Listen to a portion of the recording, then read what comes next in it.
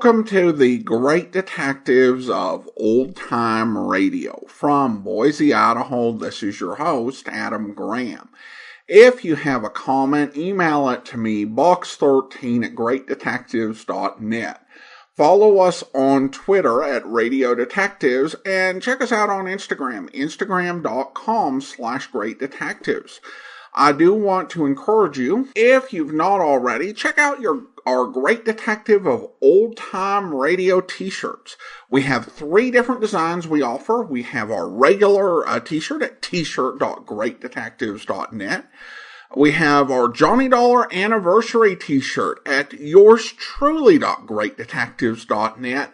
And then we have our Joe Friday Never Said, Just the Facts Ma'am t-shirt at friday.greatdetectives.net. Well, now let's get into this week's episode of Yours Truly, Johnny Dollar. The original air date, July 28th, 1953, and the title is The James Forbes Matter. Wrigley's Spearmint Chewing Gum, the refreshing, delicious treat that gives you chewing enjoyment, presents for your listening enjoyment, John Lund as Johnny Dollar. Roger Stern, Dollar. Oh, hello, Mr. Stern. What can I do for you? We insure Mr. James Forbes. He was killed last night. It looks like an accident, but there's always the chance it might not be. Can you take the job? Sure. How about the details? Well, come on down to the office as soon as you can, and I'll give you what we've got. I'll catch the first train out.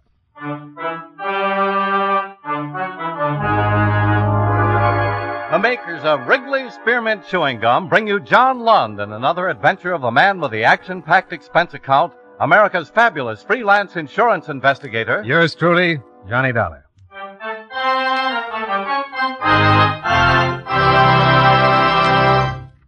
For refreshing taste plus chewing enjoyment, treat yourself to delicious Wrigley's Spearmint Gum.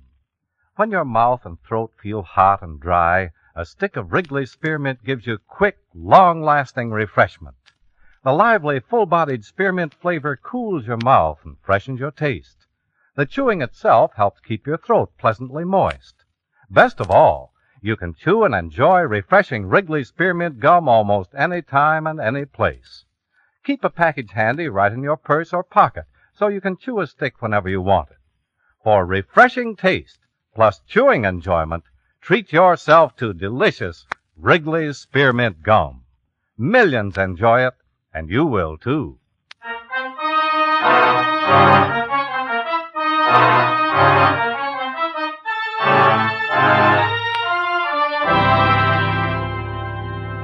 Expense account submitted by Special Investigator Johnny Dollar to Home Office, Intercontinental Indemnity and Bonding Corporation, New York City. The following is an accounting of expenditures during my investigation of the James Forbes matter. Expense account item 1, $13.95, train fare and incidentals between Hartford and New York City. After receiving from you the details regarding the death of James Forbes, I registered at the Madison Hotel and went directly to the 5th Precinct Police Station and interviewed Lieutenant Arthur Parkhill, who was handling the case. Well, there really isn't much more to tell, Mr. Dollar, other than what you know. You're convinced it was an accident? I'm convinced he fell over the edge of a 110-foot cliff, that it looks like an accident. Certainly doesn't mean the case is closed, but so far there's no motive for murder. There's a wife. Yeah? Mr. Forbes had quite a bit of money. Well, that's an understatement. Mr. Forbes was loaded. And Mrs. Forbes gets everything, including a $500,000 insurance policy. Look, that's the first thing we considered, but just because a husband's got money and a great big fat insurance policy... Now, wait a minute. I'm not trying to tell you how to do your job. Now, we've checked the wife. Checked her good. The way it looks, she liked being married. She was in love with her husband. When he went over the cliff, she was in the house. 4 servants can swear to it. He just fell over the cliff. According to everything we can find out, he took long walks every night along the cliffs by the ocean. Last night it was unusually foggy. Certainly possible he got too close to the edge, missed his footing, and did a high dive. How about suicide? At least there's no reason we can come up with. Good health, business doing better than it ever has. Textiles, isn't it? Yeah, biggest in the country. There's absolutely nothing that indicates suicide, especially no suicide note. There usually is. Uh-huh. The Forbes estate is out on the island, isn't it? Yeah. Gonna take a run up? Yeah, I thought I might. Well, thanks for your help. Nice meeting you. Nice meeting you, Mr. Dollar. Let me know if you come across anything.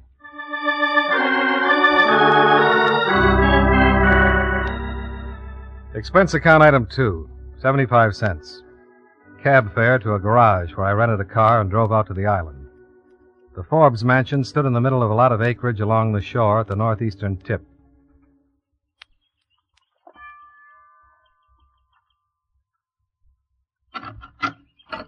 Yes? I'd like to see Mrs. Forbes, please. I'm afraid Mrs. Forbes is seeing no one. Tell her Mr. Dollar is here. I believe Mr. Stern from my company called Mrs. Forbes and told her I was coming out. Mr. Dollar? That's right. If you'll wait a moment. Sure. Take your time.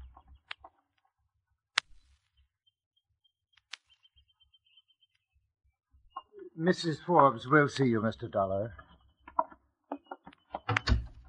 Mrs. Forbes was expecting you, but neglected to tell me. Mr. Dollar, ma'am. Come in, Mr. Dollar. I'm Mrs. Forbes. How do you do? Won't you sit down? Thank you. Mr. Stern called, said you were coming out. He seemed to think it was necessary. Yes, routine. Unfortunately, in a matter like this, I understand. Better to get it over with. I suppose so. Just a few questions. What time did Mr. Forbes leave the house last night? Right after dinner, around 9. I understand he was in the habit of taking walks. Yes. Last night was the same as any other night. Yes.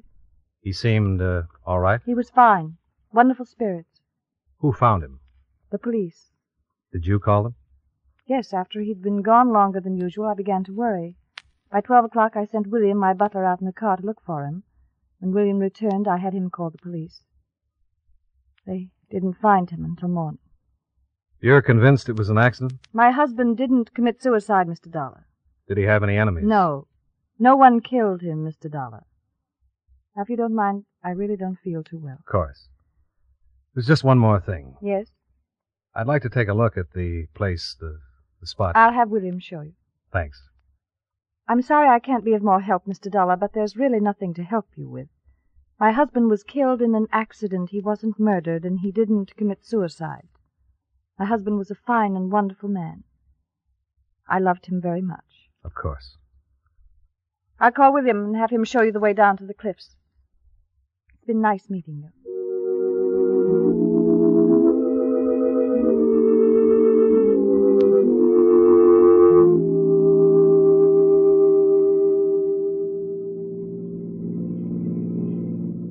This is a terrible thing, William. Yes, sir. How long have you been with the Forbes? 10 years, sir. Theirs was a good marriage. Oh, yes, sir. About another 100 yards, sir. You can stop here.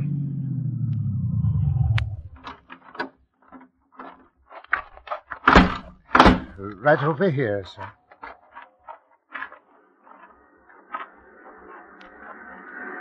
They found Mr. Forbes right down there, sir. Long drop. Yes, sir. Well, I guess under the right circumstances, it'd be pretty easy to miss your footing along here. It was very foggy last night. Yeah. Well, come on. I'll drive you back. Mr. Dollar. Mr. Dollar, I don't know quite how to say this. I've nothing ready to go on except, well, I'm not convinced that Mr. Forbes' death was an accident. Why aren't you? It's hard to say. Until this morning, until sometime after they found him, I didn't think it could be anything else. When the police questioned me, I didn't even consider another possibility. But Mr. Forbes has been taking walks at night every night ever since I came to work. He's walked in all kinds of weather. He knew those cliffs from one end to the other. Well, people take showers in the same shower year after year, and still a certain percentage of them slip and break their necks. It's not just the walks and the fact that Mr. Forbes was so familiar with these cliffs. It's a lot of little things that have happened over the past 2 or 3 months. Nothing really definite. Telephone calls. What kind of telephone calls? Several times Mrs. Forbes has made calls. Several times I happened to overhear part of the conversations. They were affectionate. Affectionate? Yes, I thought she was talking to Mr. Forbes, but several times I discovered through dinner conversations between Mr. and Mrs. Forbes that she hadn't spoken to him during the day that he'd been out of the city. Well, it's really awfully hard to explain. Just how affectionate were these calls? Quite affectionate. You think Mrs. Forbes has been playing around? I don't know, sir. But in the last few months, when Mr. Forbes left, she'd informed me she was going to town to visit with friends.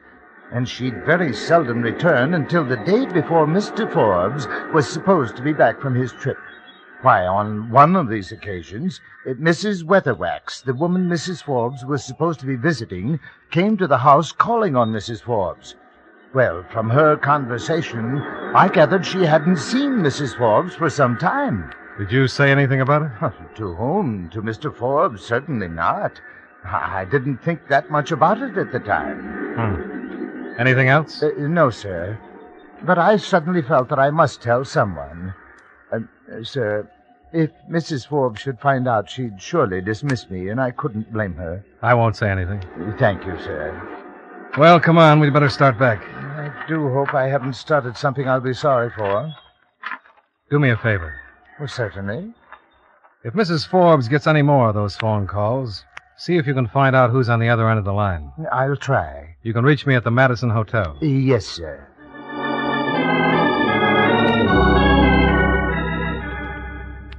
I drove William back to the house, then headed for the city.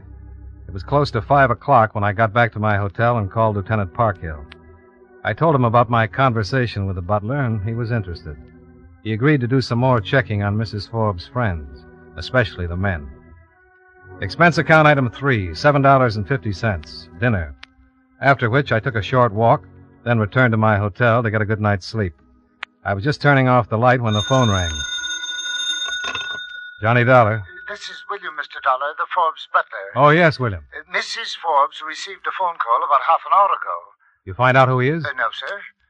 Well, that's not going to help much. I thought you could discover his identity. How could I do that? Mrs. Forbes just left the house. I overheard her agree to meet the party in the city. Where in the city? Well, I don't know, but I thought you could intercept Mrs. Forbes as she comes off the George Washington Bridge. William, you have the soul of a Sherlock. Yes, sir. Mrs. Forbes is driving the gray Cadillac sedan. License number 6A31593.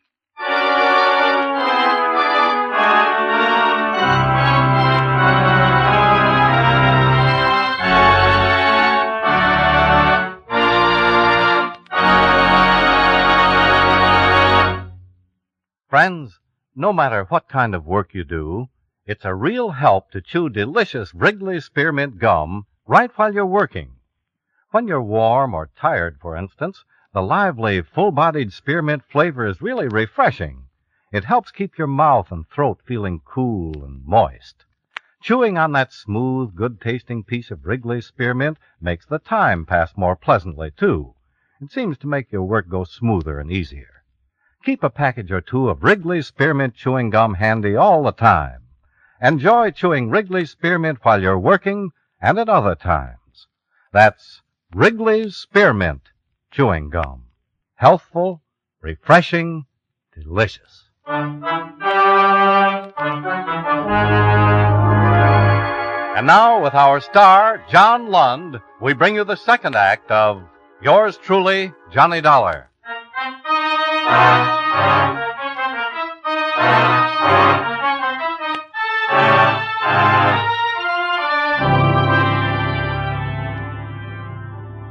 It took me 5 minutes to get back into my clothes and make it down to my car. 20 minutes after that, I was parking at the city side entrance of the Washington Bridge, waiting for Mrs. Forbes to show up in her gray Cadillac. I waited about a half hour. She came off the bridge doing a little better than the speed limit and turned south. I started tailing her.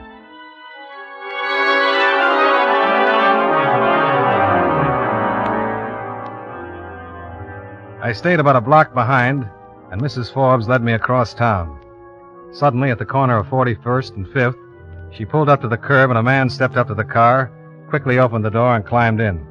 They drove away, and I continued to follow. I followed for about another hour while Mrs. Forbes just drove around, obviously headed for no place in particular, just talking things over with her passenger. About 11:30, she made a left turn, cut back across town, and pulled up in front of an address on 108th Street. Her passenger got out, said something, threw her a kiss, and went into the building. After Mrs. Forbes had driven out of sight, I went down to the building the man had entered and looked through the glass door. He was going into an apartment at the end of the hall. I checked the apartment number, 1D. The nameplate on the mailbox outside was Roger Phillips. Now,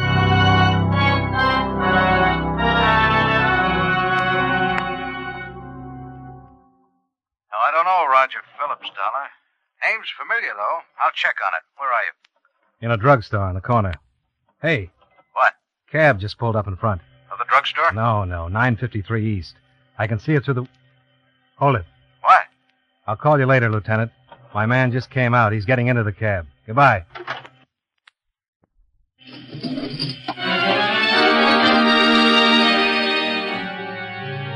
The cab was 2 blocks away and turning left by the time I was able to follow. It led me across town to the waterfront in a small, tired saloon named the Blue Toad. I watched while my man paid off his driver, then I followed him into the dive. The Blue Toad was one room, a few tables and a bar. The customers were off the waterfront, seamen, stevedores, and bums with saltwater faces and an occasional tattoo. The air smelled like stale beer, live bait, and bad tobacco. I watched my man cut his way through the heavy blue haze and sit down. Another man sat at the table, a short man with a dark face. I found a table near the door, gave my order to a waiter with a crusty apron, and relaxed to see what was going to happen. Hello? Huh? Oh. You alone? Oh. Yeah, but I'm, Buy me a drink, huh? Sure. Well, what'll it be? Champagne. Huh. Doesn't that get a laugh? Was it supposed to? Well, if I was a nice-looking guy, wearing a nice-looking suit, and I just walked into this dump and a dame like me ordered champagne, oh, forget it. I was just trying to start a conversation. You started it. I work on a percentage. Buy me a scotch and I'll leave you alone. Relax. I'm not expecting anybody. Thanks. You got any influence with the waiter? I ordered a drink 10 minutes ago. He's probably out in the alley. It's not well. About this time of night, he can't stand the smoke and goes out to stock up on fresh air. He'll be right back. What's your name? Jane. Yours should be, Mike? Or Bill? Yeah, you look kind of like a Mike. Why? I don't know. Feeling you get when you look at some people. Some people look like certain names. It's Johnny. Johnny? Doesn't fit? I guess so. Who are you watching, Johnny? What makes you think I'm watching somebody? Because you are. You've been watching those 2 guys in the back. Okay. Cop? Uh-uh. The good-looking one just passed Timmy a bundle of money. You know the little dark guy? Forget it, huh? Tell me about Timmy. Tell me about Johnny.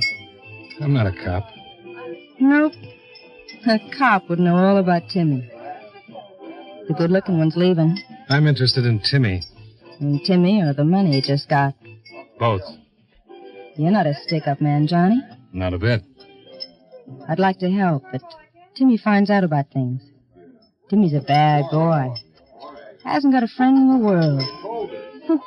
Not even me. You leaving? Yeah.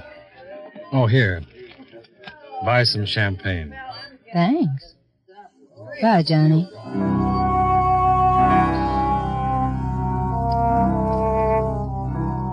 Outside, the air was fresh and clean. I got into my car, lit a cigarette, and waited for the dark little man named Timmy to come out. In about 5 minutes, he did. He crossed the street and climbed into a car. He drove west, and I followed. About 10 blocks later, I stopped and watched Timmy park in an all-night garage, then crossed to a hotel called the Bayview. He went in. I found a phone and called Lieutenant Parkhill. Timmy? About 5'9", dark complexion, dresses a little too sharp. Timmy Collins. Oh, what about him? Bad boy. Yeah, so I've heard. Assassin, but nobody's been able to prove it. I didn't even know he was in town. He shouldn't be. Why not? Oh, it was an old rap. Forgery. Huh. You find anything on Roger Phillips? Oh, yeah. Socialite playboy. Makes the columns about once or twice a week. Never very flattering. Does he know Mrs. Forbes? Oh, he might. Runs around in that circle. He's been in town for about a year now. He comes from... What's the matter? Just going to say he comes from Cleveland. Yeah? Just remembered. So does Timmy Collins. Did you check on Phillips in Cleveland? Well, the kickback hasn't come in yet. Won't get it till tomorrow morning. Only thing we've got on him here is what I've already told you. What are you going to do about Timmy? Let him alone for a while. Stake out the hotel, see what he's up to. What are you going to do? Go back to my hotel and get some sleep. I'm bushed. And I'll talk to you in the morning. Yeah.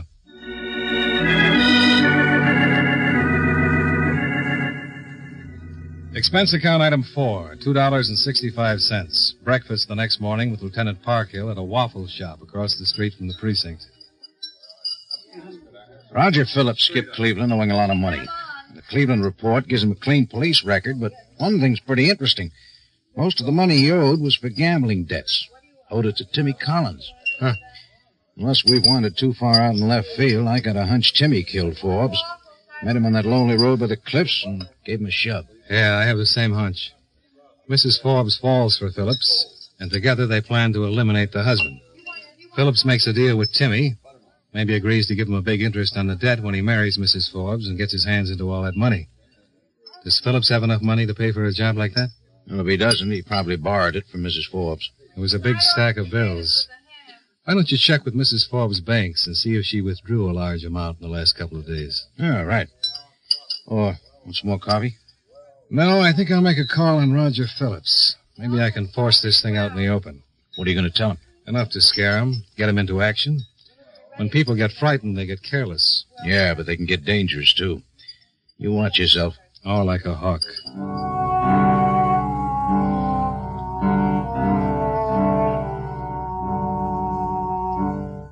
Roger Phillips was still sleeping when I knocked on the door. I kept pounding till he opened it and squinted at me through puffy eyes. I introduced myself, and he showed me into a well-furnished small apartment. He put on some coffee, lit a cigarette, and sat down on the couch. Oh, it's a little early for me, Mr. Dollar. Yeah. Sit down. The coffee won't take long. You're an insurance investigator. That's right. Well, I don't understand. What do you want to talk to me about? Mrs. Forbes. Mrs. Forbes? You know her, don't you? Mrs. Forbes. Well, I know one Mrs. Forbes, a casual. I'm not going to play with you, Phillips. I'm talking about the Mrs. Forbes who picked you up last night and gave you a large amount of money. Look, I don't know what this is all about. I think you do. I said I didn't. I was in my apartment all last night. Nobody picked me up, and certainly nobody gave me any money. You went to a dump called the Blue Toad, and you met a man named Get Timmy. out of here. You're in big trouble, friend. I know all about Cleveland and Timmy Collins and Mrs. Forbes, and I think when Mrs. Forbes finds out about the deal you made with Timmy, she'll tell me everything. We'll see each other again. Oh, your coffee's boiling.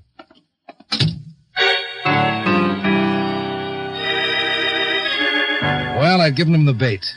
A lot of hunches, but from his reaction, I was sure I'd scored.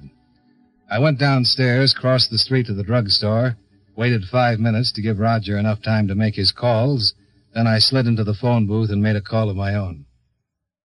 Yes, sir. Mr. Forbes' residence. William, this is Mr. Dollar. Oh, yes, sir, Mr. Dollar. I was just going to call you, sir. Did Mrs. Forbes just receive a call? Yes, sir, just a moment ago. It was from the same man.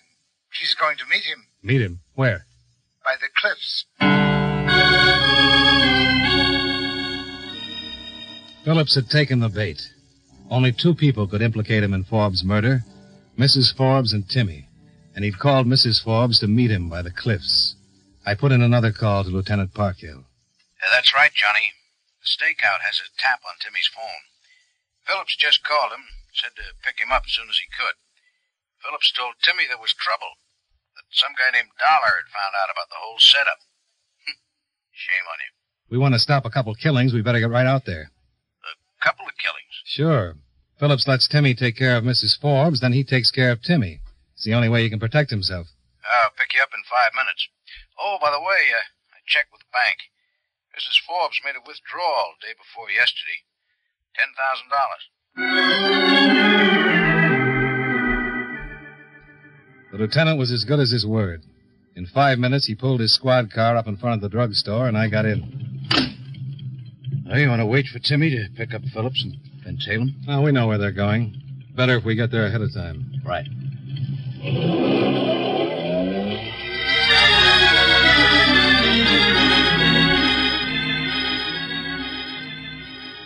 The drive was fast. We swung off the main road on the island and headed up the private one to the Forbes estate at about 2:30 in the afternoon.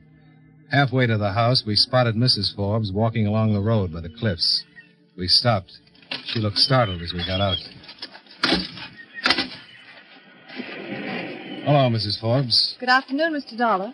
You've met Lieutenant Parkhill. Yes, hello, Lieutenant. I was just taking a walk. To meet Roger Phillips. I beg your pardon. Oh, we know all about it, Mrs. Forbes. All about what, Lieutenant? Your husband's death. Who killed him? Why he was killed. I'm afraid I don't understand. My husband was... Roger Phillips will be along any minute. The man he paid to kill your husband will be with him. I think he intends to kill you. This is the most ridiculous... Mrs. Forbes. Roger Phillips left Cleveland owing a large gambling debt to a hoodlum named Timmy Collins. Last night you picked up Mr. Phillips and gave him $10,000, which he in turn gave to Collins. And we think he made another deal with Timmy. After he married you, he could pay off his gambling debt with interest. Might as well tell us about it, Mrs. Forbes. He doesn't care about you. You and Timmy are the only ones that can implicate him. And he's on his way here right now to see that you don't. I don't believe you. Well, then find out for yourself. We'll duck the car behind those trees and give you plenty of protection when he gets here. Find out for yourself.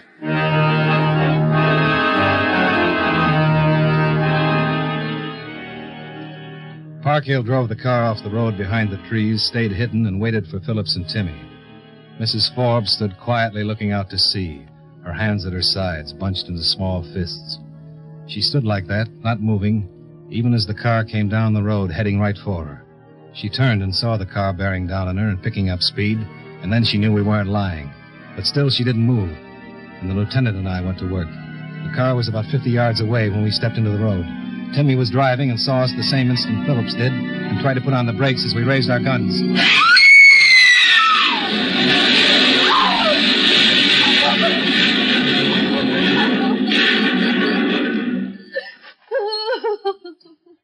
Oh, what a mess. Yeah. I'm sorry it worked out that way. He was going to kill me, wasn't he? He sure was. You want to tell us about it? Oh, yes. It doesn't make much difference now, does it? No, I'm afraid it doesn't.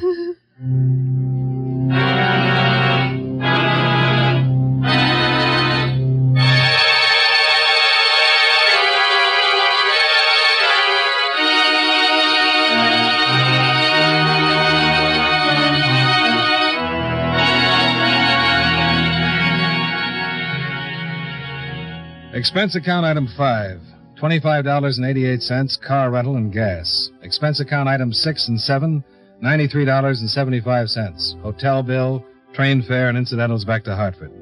Expense account total, $148.48. Yours truly, Johnny Dollar.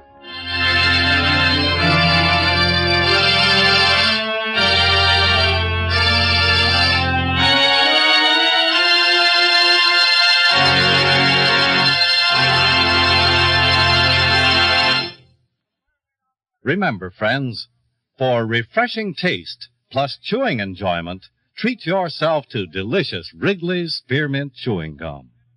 The taste of fresh spearmint is cooling and delightful, and there's lots of it in every stick of Wrigley's Spearmint Gum. It freshens your mouth, helps keep your throat moist, and sweetens your breath besides. You'll enjoy the good chewing, too, because Wrigley's Spearmint is so smooth and pleasant to chew on. There's nothing else quite like it. Next time you're at the store, stop at your friendly merchant's display of chewing gum and get a few packages of good-tasting Wrigley's Spearmint Gum. Always keep some handy for refreshing taste plus chewing enjoyment. That's Wrigley's Spearmint Chewing Gum. Healthful, refreshing, delicious.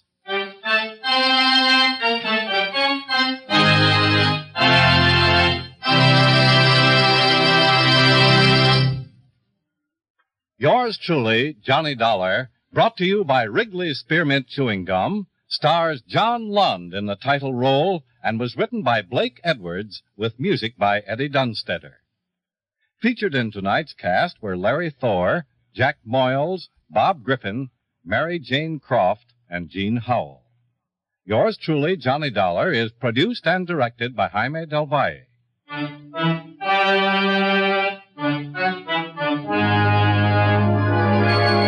The makers of Wrigley's Spearmint Chewing Gum hope you enjoyed tonight's story of Johnny Dollar and that you're enjoying delicious Wrigley's Spearmint Gum every day.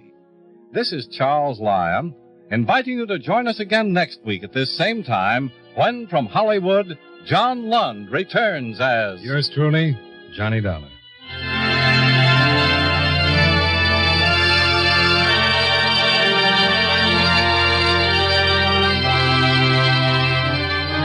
This is the CBS Radio Network.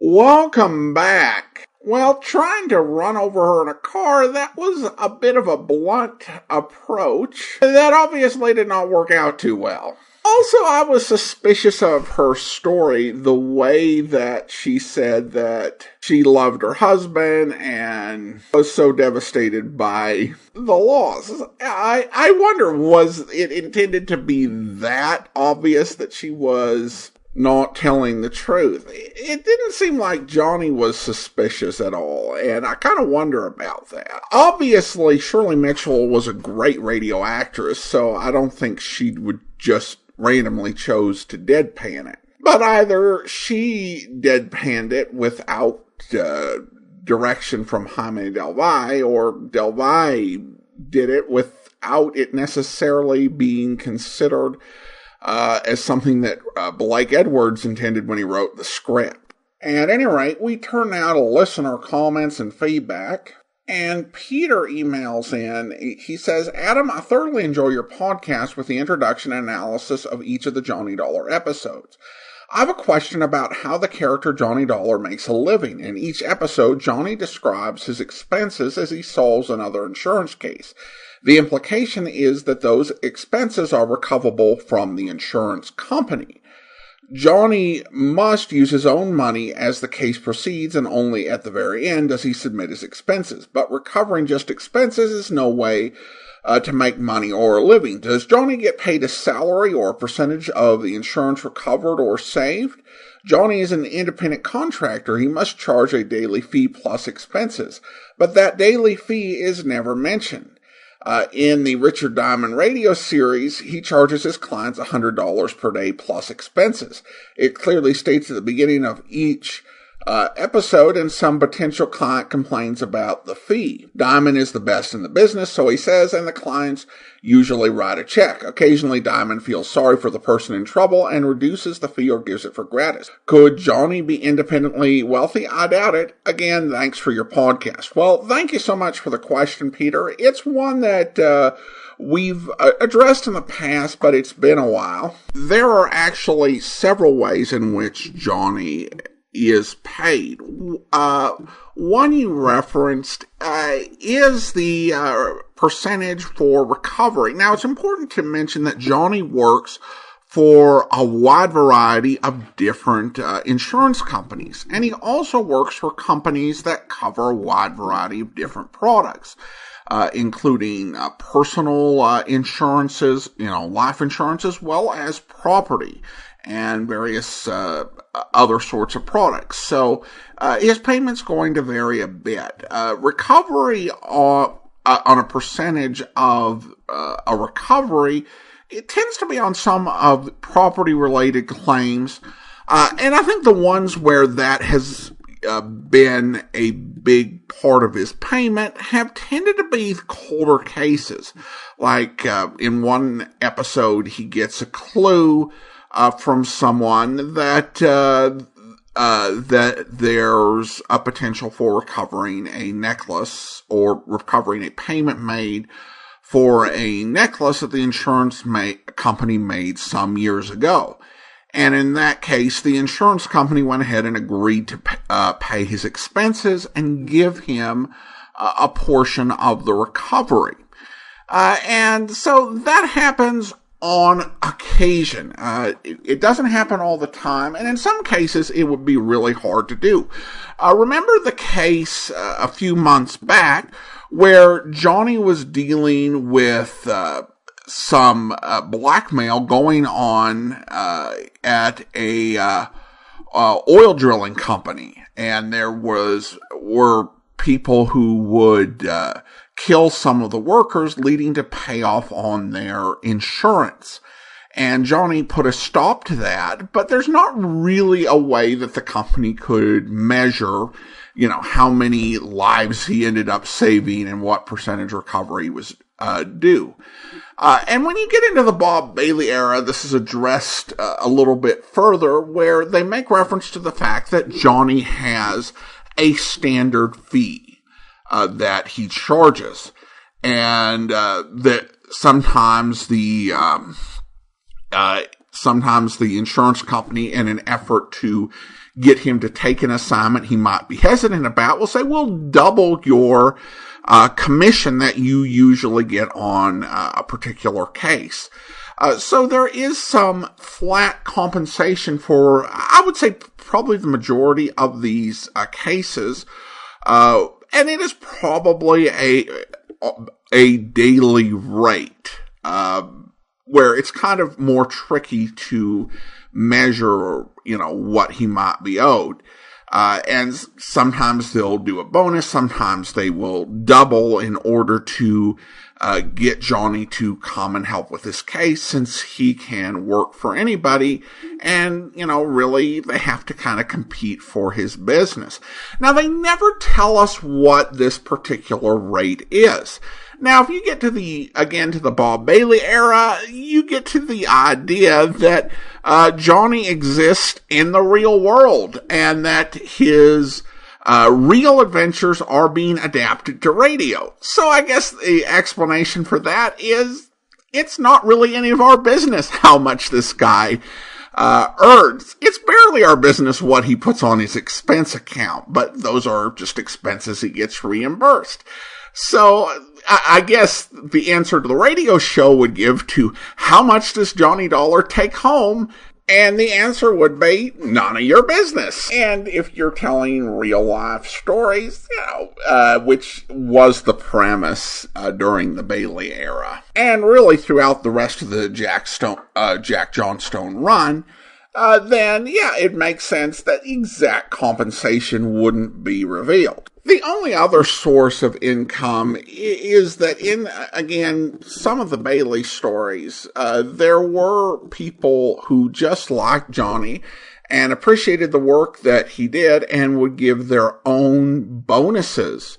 That type of thing, a customer paying a bonus, may have been legal back then, but I think most insurance companies today, it would be an ethical issue, or there would be a gift limit where it would not really contribute that much to his income. So I don't in any way imagine that Johnny is independently wealthy. However, he works a lot, works almost exclusively for large reputable companies who compete with each other to have him work for them. He's single, and because he spends so much time on the road, on expense account, his grocery bill is probably not that big, nor are most variable utilities, although he does have some extravagant taste occasionally. Still, I imagine that he's got a pretty good-sized bank account, and being broke or inconvenienced for funds has never really been a big issue in any of the stories, at least that I can remember. So I would say, Peter, that he's doing all right. Thanks so much for the question. Now it is time to thank our Patreon supporter of the day. Thank you to Jeff, Patreon supporter since July 2020, currently supporting the program at the rookie level of $2 or more per month. Again, thanks so much for your support, Jeff. And that will do it for today. If you are enjoying this podcast, I want to encourage you to review it wherever you are downloading your podcast from. We'll be back next Friday with another episode of yours truly, Johnny Dollar. But coming up tomorrow, we're heading out to Texas for Tales of the Texas Rangers, where... It is 4 p.m., June 26, 1949. Will Bonner, proprietor of the general store at Stump Hill, Texas, is waiting on Mac Kennedy, a dirt farmer. Yeah. 50 pounds of flour and the bacon, Mac. Anything else? Yeah, carton of cigarettes.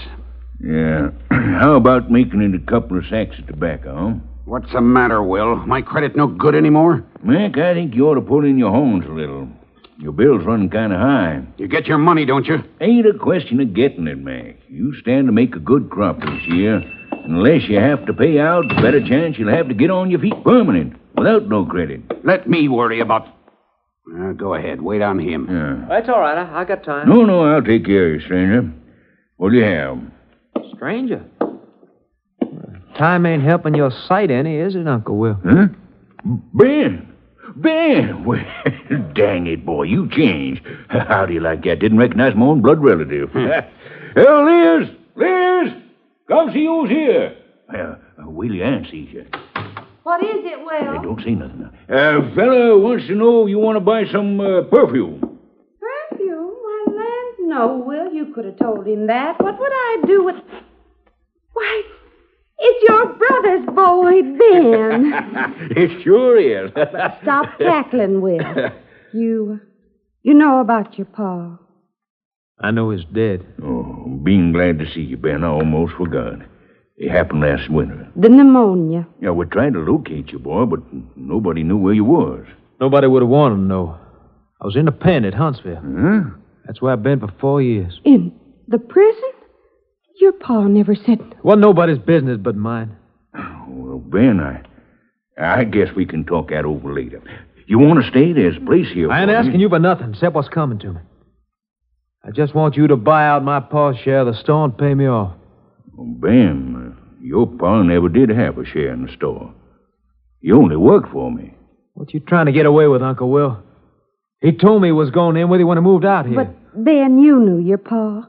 He always talked big, but he never did have a dime of his own. You telling me about my own pa? No, we ain't running him down, boy. He never harmed nobody, but talking big was just his way. Look, I come to get what's mine. Do I get it or don't I? Ben, there's a bed and a job waiting for you if you want 'em. You're kinfolk, and that makes you welcome. But outside of that, there ain't nothing here that's yours. You're going to pay me out for you. What?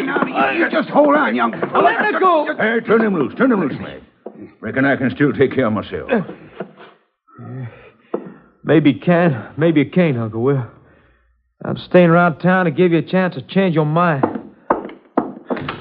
Now, I'm warning you. I'm going to get what's mine if I have to kill you for it. I hope you'll join us then. In the meantime, do send your comments to box13 at greatdetectives.net. Follow us on Twitter at Radio Detectives and check us out on Instagram, instagram.com/greatdetectives. From Boise, Idaho, this is your host, Adam Graham, signing off.